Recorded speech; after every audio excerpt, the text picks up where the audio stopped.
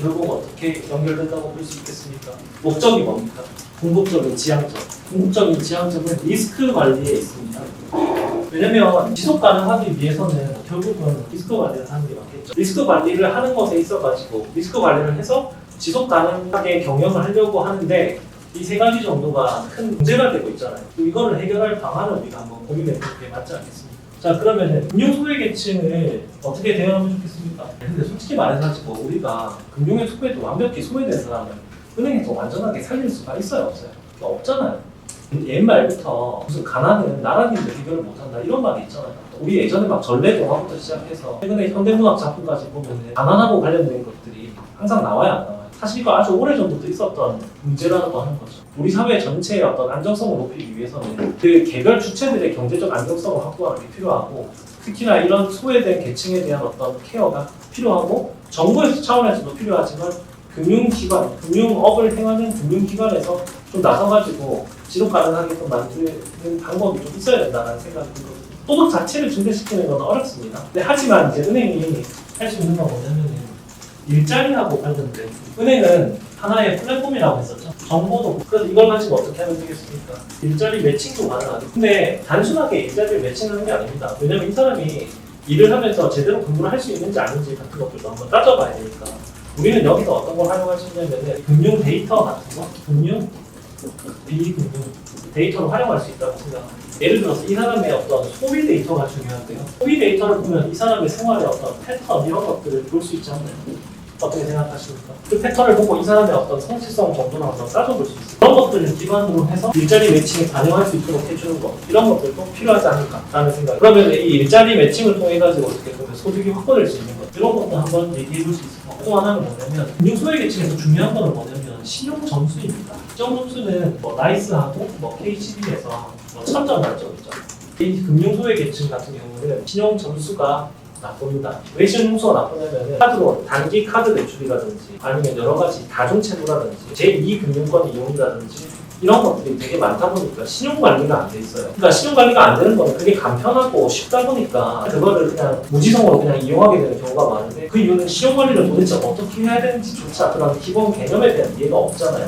근데 지금 여러분들이 지금 뱅킹이나 앱 같은 걸 보시면 어때요? 신용 점수를 관리하는 방법에 대해서 아주 구체적으로 제시하고 있습니다. 카카오뱅크 같은 데 들어가보면 신용 점수 올리기 뭐 이 정도는 있어요. 평소에 어떻게 신용을 관리해야 되는지에 대한 이야기가 전혀 없어요. 근데 그게 너무너무 중요하거든요. 왜냐면 은행에서는 모든 것들을 기본적으로 직장, 소득, 직업의 안정성, 신용 점수, 과거의 어떤 금융거래 이력 이런 것들로 사람을 판단하게 돼요. 이 신용 점수가 낮으니까 어때요? 거래를 거절당하는. 왜냐면 은행에서도 1금융권에서는 안정성을 가장 중요하게 여기다 보니까 사람들이 거래하기가 어려운 거죠. 그래서 신용 관리를 좀 선제적으로 도와서 신용 점수가 하락하지 않도록 또는 하락했다 하더라도 신용 점수를 회복할 수 있게끔 도와주는 게 어떤 포용적 금융의 형태는 충분히 될 수 있다라고 하는 겁니다. 또 하나는 뭐냐면 비상금 대출입니다. 자, 지금 금융기관들마다 소액으로서 비상금 대출을 해주거든요. 근데 이제 한도가 정해져 있어요. 뭐 예를 들어 한 300만. 근데 이 사람들이 모든 사람을 동질적으로 취급할 것이 아니라 좀 더 왜 이 사람이 이렇게 부채를 지게 되었는지 그리고 부채 상환에 대한 어떤 계획을 가지고 있는지 여력은 되는지 의지가 있는지 이런 것들을 판단해서 그런 사람에게는 이런 유동성의 위기를 극복할 수 있게끔 좀 한도를 조금 더 열어주는 형태가 필요한 것 같아요.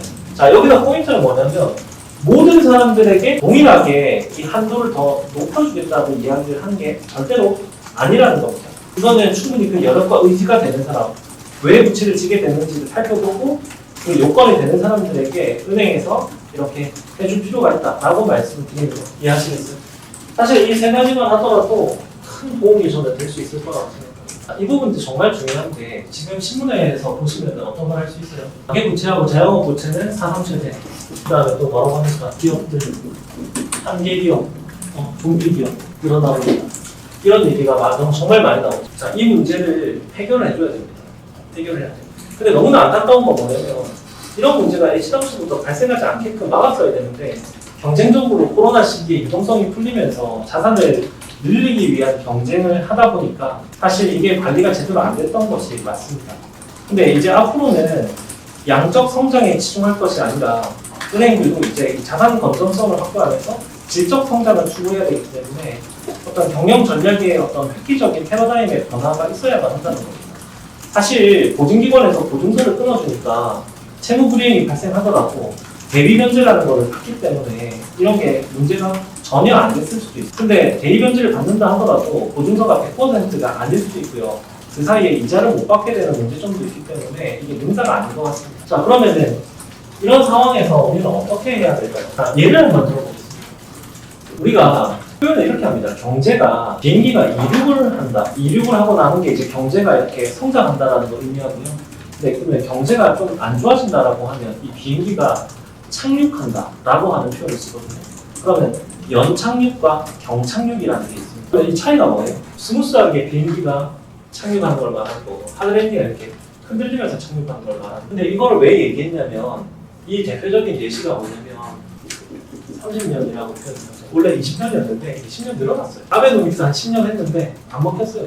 또. 제가 이 얘기를 하려면은 일본이 그러니까 이 얘기까지 하면 좀 길어지는데 조금 얘기를 하면은 80년대까지 거의 미국을 집어삼킬 정도로 일본 경제가 가파르게 성장했고 80년대 한 말 정도 가려면은 전 세계 3대 은행이 다 일본 은행입니다. 그만큼 일본 경제가 좋았어요.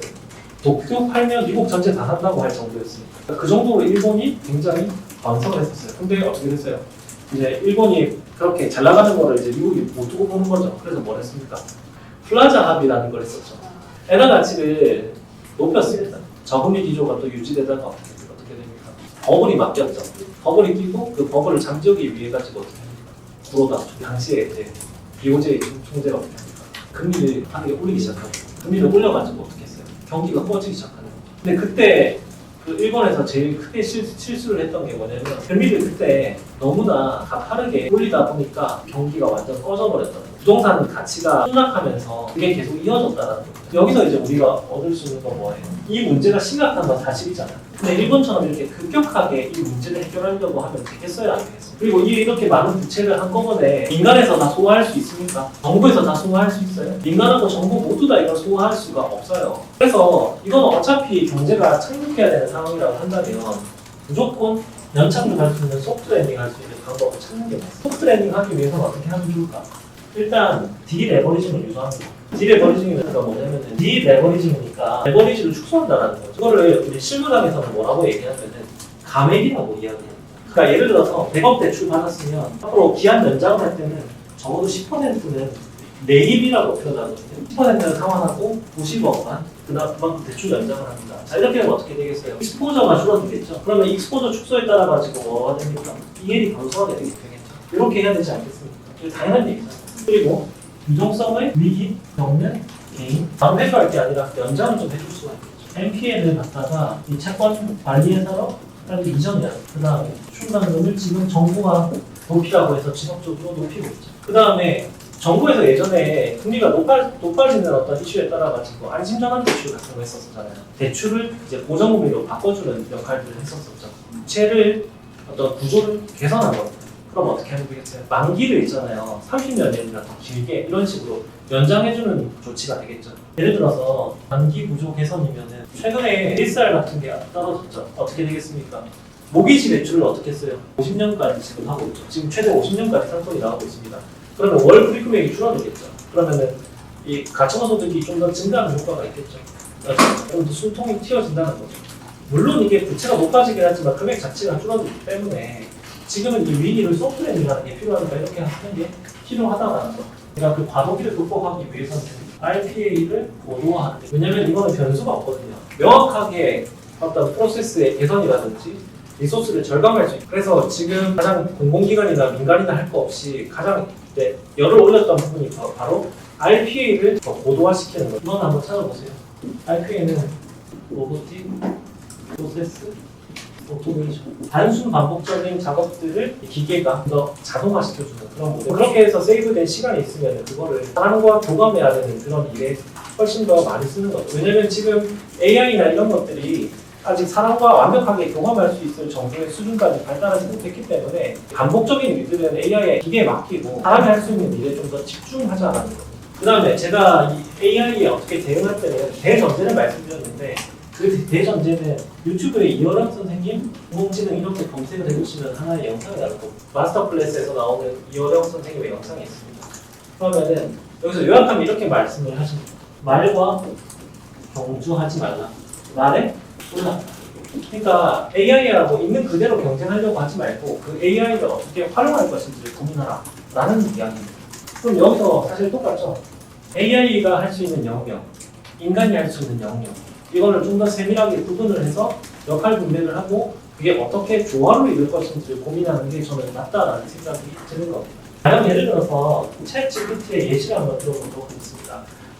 챗GPT의 가장 큰 장점은 여러 가지 정말 방대한 양의 정보를 빠르게 분류하고 그 다음에 특정 정보를 찾아가지고 그거를 알려줄 수 있는 그런 거에 굉장히 큰 강점이 있는 거죠. 그러면 이걸 만약에 금융기관에서 접목한다고 생각해보면 행원의 숫자는 적고 고객의 숫자는 굉장히 많고 그리고 여러 가지 금융 포트폴리오가 각기 다 다르고 그 다음에 그 포트폴리오에 영향을 미치는 요소들도 굉장히 방대하죠. 그러면 굉장히 소수의 인력이 수천 명 혹은 수만 명이나 되는 어떤 그 고객들을 모두 다 커버하면서 일일이 그런 거에 대한 어떤 코멘트, 고객 관리를 시시각각 해줄 수 있느냐라고 한다면 아니다라는 거죠. 아니면 온라인 플랫폼을 만들어 놓고 고객들이 금융에 대한 해박한 지식을 가지고 자기 스스로가 거래를 이어나갈 수 있도록 하면 되겠지만 사실상 그런 것들은 굉장히 어렵다는 거죠. 물리적인 한계가 존재할 수밖에 없다는 겁니다. 이 문제를 어떻게 해결하느냐. 무수히 많은 고객에게 포트폴리오가 있고 거기에 미치는 영향 요소가 있다면 챗GPT가 그런 요소들을 파악해서 고객들에게 리포팅을 자동적으로 해주는 것. 이 정도는 충분히 할 수 있지 않나 라는 거고 그렇게 고객들에게 1차적인 안내를 하고 그 다음에 사람이 거기서 분류된 어떤 고객들에 따라가지고 각기 다르게 연락을 취하거나 그렇게 1차적인 코멘트를 하고 난 이후에 미팅을 잡아가지고 좀 더 심층적인 상담이나 포트폴리오에 대한 어떤 변화 이 사람의 어떤 비재무적인 목표까지 감안해서 궁극적인 목적까지 감안해서 금융거래를 할 수 있게끔 만들어준다고 한다면 이런 것들은 AI에 올라타서 활용하는 모델이 아니겠냐라는 거. 이렇게 하시는 게 어떻겠냐면 이 기업에 영향을 받는 여러 가지 요소들을 분류를 하고 평가를 하는 거. 왜냐면 재무제표를 분석하는 것뿐만 아니라 이 기업에 미치는 우리가 비재무적 요소가 많다고 했었잖아요. 가령 5++ 모델을 통해 가지고 교섭 능력을 따져본다거나 기술력을 따져본다거나 아니면 핵심 인력의 어떤 경쟁력, 영업력 이런 것들을 다양한 요소를 따져봐야 되잖아요. 그죠? 근데 그거를 사람이 일일이 억체수도 많은데 따져보기가 상당히 어렵겠죠. 근데 그런 것들을 좀 챗GPT가 여신 심사를 할 때, 시험 평가를 할 때 좀 도움을 준다고 한다면 어떻습니까? 그만큼 의 효율성을 굉장히 높일 수가 있겠죠. 왜냐면 그거를 시험 평가를 한 땀 한 땀 하나씩 하는데 굉장히 많은 시간이 손색이 되는 거예요. 예를 들어보면 하나의 법인이 있고 그 법인의 자회사가 예를 들어 관계사가 7개가 있다. 그럼 7개 모두 다 봐야 되거든요. 7개 모두 다 보는 거는 시간상 어때요? 힘들어요, 안 힘들어요? 힘들잖아요. 그런 걸 챗GPT가 효율적으로 하게끔 도와줄 수 있다라고 하는 거예요. 결론은 이런 인공지능이나 챗GPT 같은 것들에 반응주의에 빠지면 안 됩니다. 제가 말씀드리는 거는 걔들도 좋은 점이 있고 한계점이 있으니까 좋은 점은 뽑아내고 한계점은 사람과 조화를 이뤄가지고 보완할 수 있게끔 한다라고 하면 그러니까 이현영 선생님이 말씀하셨던 것처럼 AI 위에 올라타가지고 인간을 이롭게 만들 수 있다라 이 점을 좀 말씀해 주시면 어떻겠느냐 라는 거. 아직 답이 됐습니까?